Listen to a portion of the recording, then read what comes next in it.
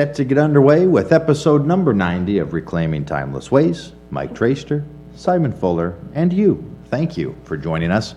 And Mike, topic you kind of teased in our last episode, that this episode was going to be about not dwelling on the date of disaster. Right. You've always got some good substance or a story or two to kind of help explain exactly what you're thinking there, and then hopefully we'll flip the script and help you, maybe if you or somebody you know is in a similar situation. You know, we were having a Thanksgiving dinner once, many years ago.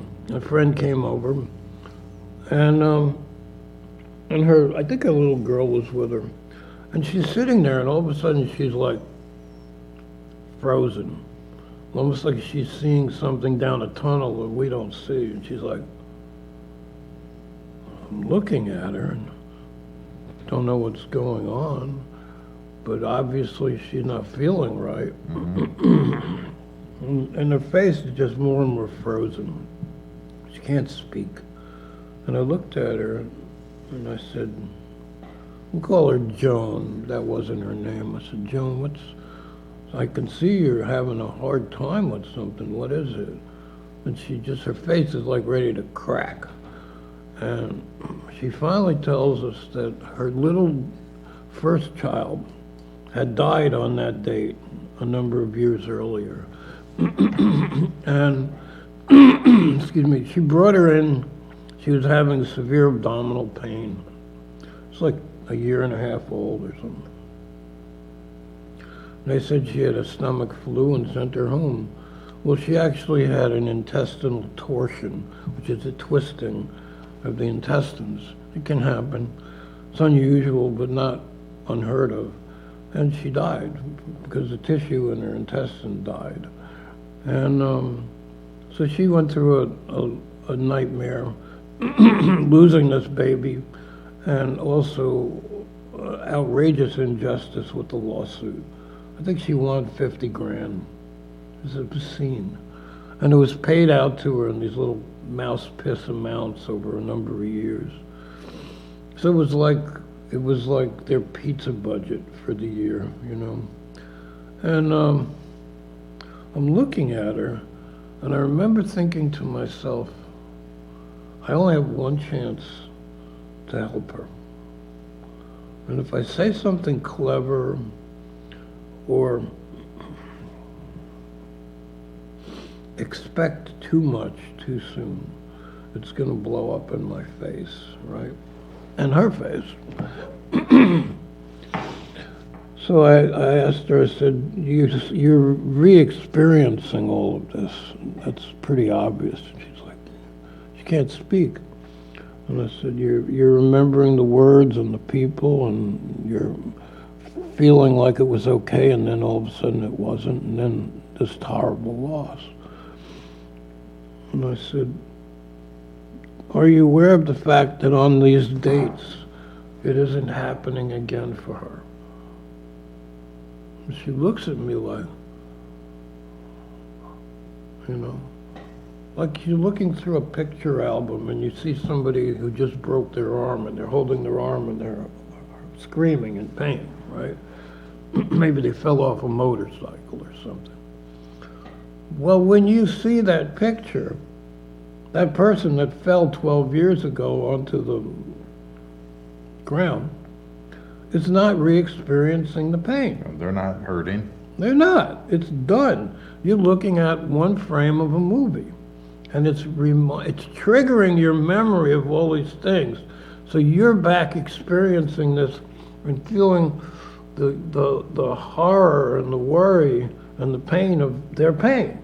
That doesn't mean that it's happening again, other than in the movie screen of your mind. That's it. They're not back there. No matter how much you experience them being back there, they're not. Yeah. And I told her, I said, she's moved on. Wherever she is and whatever she's doing, she's not dying. She's not in this terrible pain in her gut, right? And you're not in the moment losing her. That all happened. That's horrible. And I understand your pain. But it's not like there is some power to the date. it's a bad day. Right. Maybe it's a day you should do something. Maybe doctors sometimes don't pay proper attention, right? You can do something about that. But it's not happening again. And you need to understand that you're not abandoning her Right. because you're not re-experiencing that nightmare. Right. You're not comforting her because she's not going through it now. It's a done moment.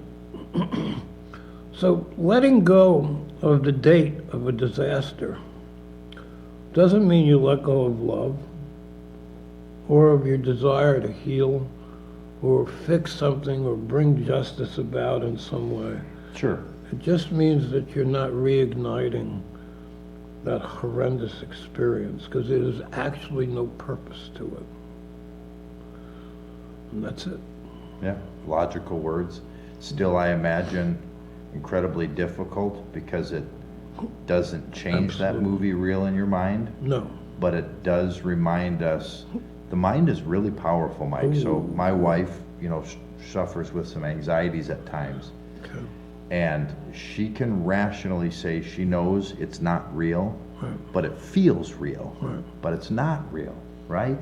Right. And that's what you're trying to say is, maybe remind yourself of that. It's not going to change how you feel maybe in that moment, but let yourself know that is done. And that's hard, I'm sure. I've not experienced something near that tragic as of yet, and I hope not to. I hope not.